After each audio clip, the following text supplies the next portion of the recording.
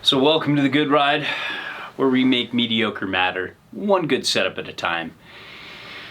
I only rode this board, Peter did not, so he's just here to make dick jokes. Or whatever Pocket joke rocket. you feel stiff. That's what she said. Yeah, let's see, there he is. I rode this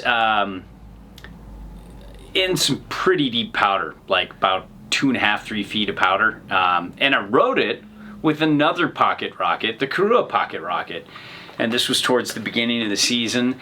And going from a like 129 to a 165, the 129 was bent in the middle and like rocker, flat to rocker, and just weirdness, no edges. I was like, today's the day for experimentation. So I took out this pocket rocket, and this looks kind of like your typical powder board.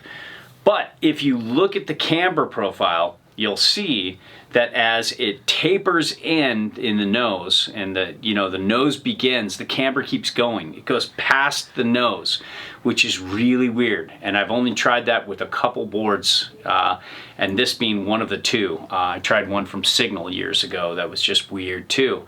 And so it looks like the camber profile could be ridden on groomers, but it's really not a groomer board at all.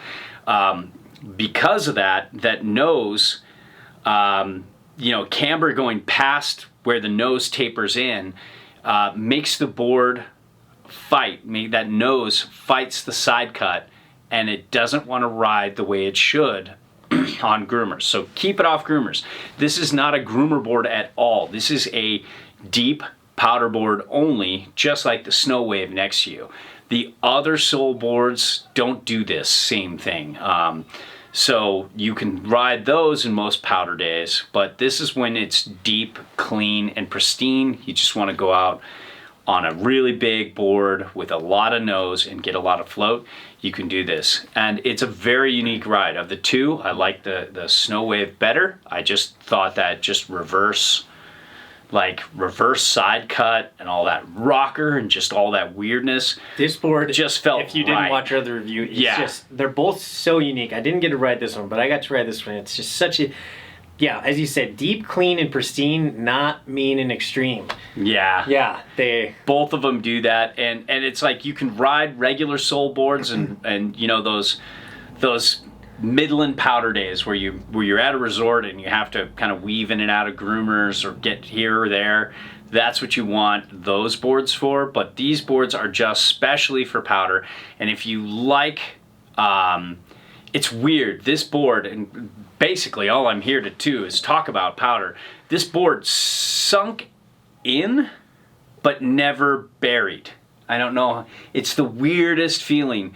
The swallowtail went down a little bit, but then the camber going past the nose brought the front down a little bit, but it never sunk in. It was, and you never felt like you were in like riding a camber board that wants to go down. This just still floated really well, but you felt a little bit in the powder.